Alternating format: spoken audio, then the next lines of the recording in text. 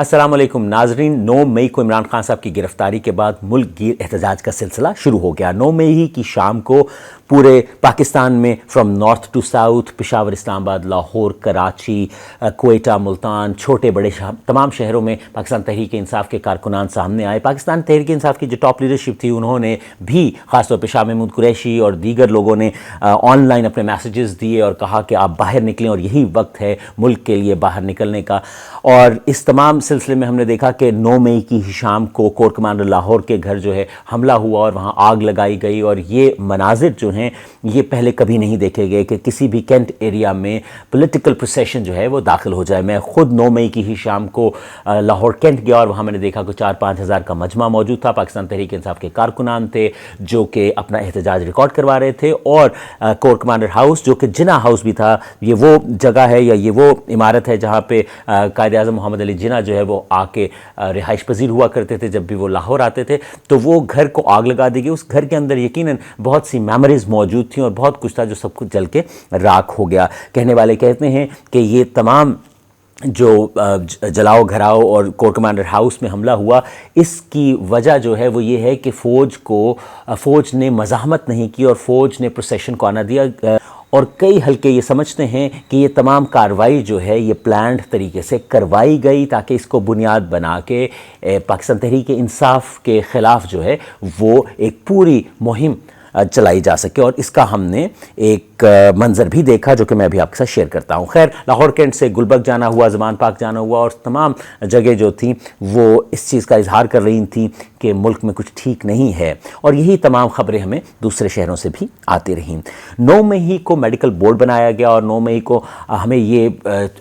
توقع تھی کہ شاید اسلام آباد ہائی کورٹ کہے کہ یہ جو گرفتاری کا طریقہ کار ہے یہ درست نہیں ہے اور شاید عمران خان صاحب کو کوئی ریلیف مل جائے، لیکن ایسا نہیں ہوا۔ اسلام آباد ہائی کورٹ کا بیان سامنے آیا، ان کا فیصلہ سامنے آیا کہ جو پروسیجر ہے گرفتاری کا وہ بالکل قانونی ہے۔ اس کے بعد عمران خان صاحب کی میڈیکل رپورٹس لی گئی، بلڈ پریشر، شوگر اور تمام چیزوں کے حوالے سے کہا گیا کہ عمران خان صاحب کی صحت بالکل ٹھیک ہے۔ اس کے علاوہ ان کا یورین ٹیسٹ اور بلڈ ٹیسٹ بھی لیا گیا، اور اس کے جو رپورٹس ہیں ان کے نتائج ابھی تک سامنے نہیں آئے۔ 10 مئی کو عمران خان صاحب نے ٹیکنیکلی کورٹ کے سامنے پیش ہونا تھا، لیکن جو پولیس لائنز ہیں اسلام آباد وہاں پہ ہی عدالت جو ہے اس کو بنایا گیا، نوٹیفیکیشن جاری کیا گیا کہ ایک دن کے لیے پولیس لائن کا جو گیسٹ ہاؤس ہے اس کو عدالت سمجھا جائے گا، اور پھر وہاں پہ آ کے کارروائی دوبارہ شروع ہوئی جس میں عمران خان صاحب کے وکلاء کو جو ہے ایکسیس ملی، اور وہاں پہ عمران خان صاحب کے وکلاء کا یہ کہنا ہے کہ خان صاحب جو ہیں وہ کہہ رہے ہیں کہ مجھے میرے ڈاکٹر تک رسائی دی جائے، 24 گھنٹے ہو گئی میں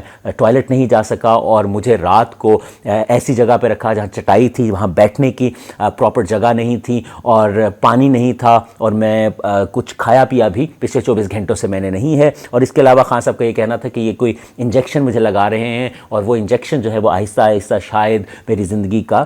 خاتمہ بھی کر سکتا ہے، اس لیے میرے جو ذاتی ڈاکٹر ہیں ڈاکٹر فیصل، ان کو ایکسیس دی جائے کہ وہ میرے علاج معاملے کا سلسلہ جو ہے وہ دیکھیں۔ 14 دن کا ریمانڈ جو ہے وہ نیب نے مانگا، لیکن اس استدعا پہ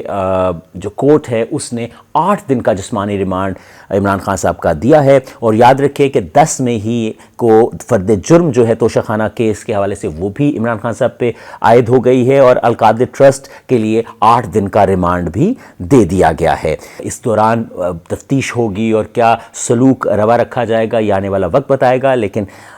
تصور یہ کیا جاتا ہے کہ خان صاحب اور جو لیڈرشپ پکڑی گئی ہے ان کے ساتھ ناروا سلوک ہوگا، اور ایسا ہونے کی صورت میں عوام کے اندر جو غصہ اور گرمی ہے اس میں مزید اضافہ ہوگا۔ ملک گیر جو احتجاج ہے اس کو روکنے کے لیے رینجرز اور آرمی سے ریکویسٹ کی گئی ہے۔ پنجاب کے اندر رینجرز اور آرمی کو تعینات کر دیا گیا ہے امن و امان کی بحالی کے لیے۔ اور 10 مئی کی آپ کو خبر بتاؤں کہ کچھ پاکستان تحریک انصاف کے کارکنان نے بتایا، کچھ خواتین نے بتایا کہ وہ جب سڑک پہ نکلے ہیں گلبرگ کے ایریا میں، لبرٹی کے ایریا میں احتجاج کے لیے، تو وہاں پہ رینجرز موجود تھے، اور انہوں نے کہا کہ آپ کو ہم بحیثیت بھائی یا بحیثیت بیٹا یہ مشورہ دیتے ہیں کہ آپ چلے جائیں ورنہ آپ کے ساتھ بہت برا سلوک ہوگا۔ اور وہاں پہ جو لوگ موجود تھے انہوں نے دیکھا کہ جہاں بھی 10-15 لوگ اکٹھے ہوئے، رینجرز نے آ کے انہیں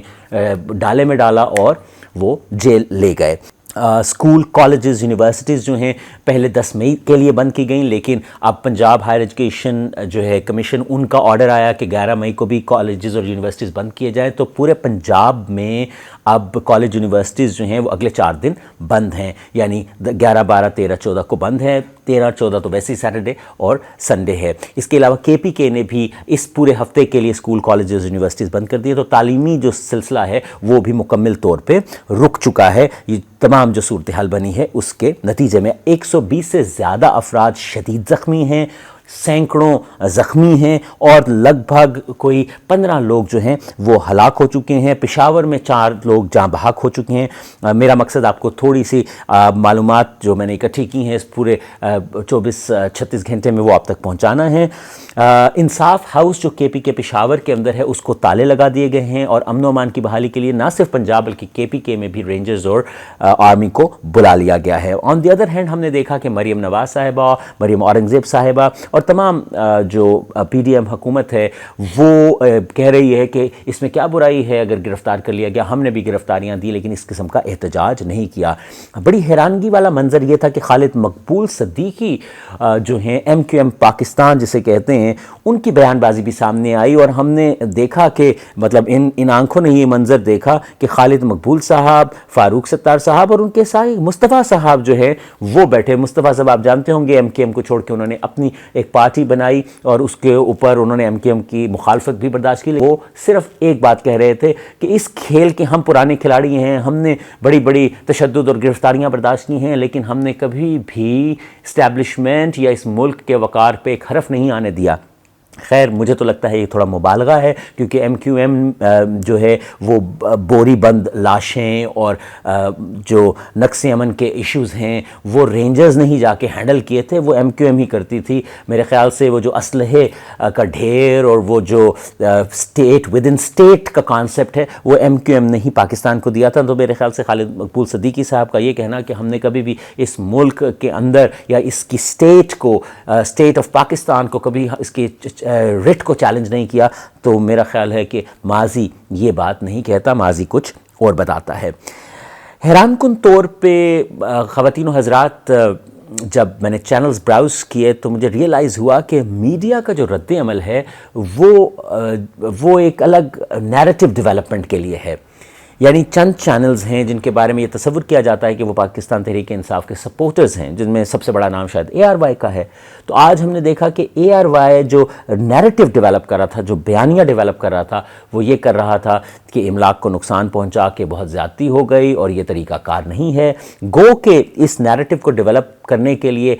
وہ یہ بات بیلنس آؤٹ کرنے کی کوشش کر رہے تھے کہ ہم صرف یہ چاہ رہے ہیں کہ جو ٹیکس کے پیسے سے چیز بنی ہے اس کے نقصان نہ ہو، لیکن وہ جو پورا نیریٹو ڈیولپ ہو رہا تھا وہ یہی ہو رہا تھا کہ ایک پارٹی نے یہ کام کیا ہے، اور وہ پارٹی کون سی ہے؟ ڈیفینیٹلی پاکستان تحریک انصاف کو ہی وہ مورد الزام ٹھہرا رہے تھے، اور اس کانسیپٹ یا اس نیریٹو کو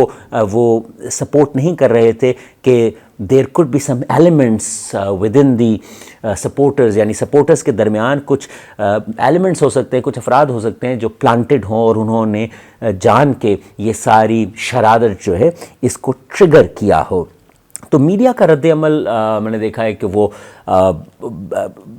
جیسا کہ وی آل نو میڈیا ان پاکستان کہ وہ ٹلٹڈ ہے، وہ ڈیوائیڈڈ بالکل نہیں ہے ایٹ دا مومنٹ، لیکن ویری مچ ٹلٹڈ، اس کا میلان اور رجحان جو ہے وہ ایک طرف ہے، اور وہ یہ ہے کہ ایک پارٹی جو ہے وہ ملک کا نقص امن جو ہے برباد کر رہی ہے۔ آئی ایس پی آر جو ہے ان کا بیانیہ بھی سامنے آیا، اور ان کا بیان جو تھا بڑا واضح تھا۔ انہوں نے کہا جی 9 مئی کے دن کو سیاہ دن کے طور پہ یاد رکھا جائے گا، جو دشمن 75 سال میں نہیں کر سکا وہ ایک گروہ نے کر دکھایا۔ سو یہ ان کا رد عمل تھا جو آپ تک بتانا یا پہنچانا بہت ضروری تھا۔ خواتین و حضرات، سچویشن ڈیوسٹیٹنگ ہے، خون کے آنسو رونے کو جی چاہتا ہے۔ کاش یہ معاملہ جلد سیٹل ڈاؤن ہوں اور پاکستان تحریک انصاف اور باقی پارٹیز الیکشن کے میدان میں اتریں اور الیکشن کا ایک فیصلہ آئے جس کو تمام پارٹیز مانیں اور ملک کو صحیح ڈگر پہ لے کے چلیں، کیونکہ اگر صورتحال یہی رہی اور یہی مقابلے بازی اداروں کے درمیان شروع ہو گئی اور پارٹی یعنی پولیٹیکل پارٹی اور اسٹیبلشمنٹ آمنے سامنے آ کے کھڑی ہو گئی، تو تباہی کس کی ہے؟ تباہی پورے نظام کی ہے، اور پورے نظام کی تباہی کا الٹیمیٹ ملبہ جسے ڈیبری کہتے ہیں وہ کس پہ گرنی ہے؟ ہم پہ، جمہور پہ، عوام پہ۔ خدا تعالیٰ اس دن سے ہمیں بچائے اور پاکستان کو محفوظ رکھے، ہم سب کو محفوظ رکھے، اور عمران خان صاحب بھی خیر خیریت سے ان صعوبتوں سے باہر آئیں، اور تمام لیڈران جو ہیں وہ الیکشن کے میدان میں ہمیں محنت کرتے نظر آئیں۔ اس دعا کے ساتھ اجازت دیجیے، چینل کو سبسکرائب کرنا نہ بھولیے گا۔ اگلے ولاگ کے لیے اجازت دیجیے، خدا حافظ۔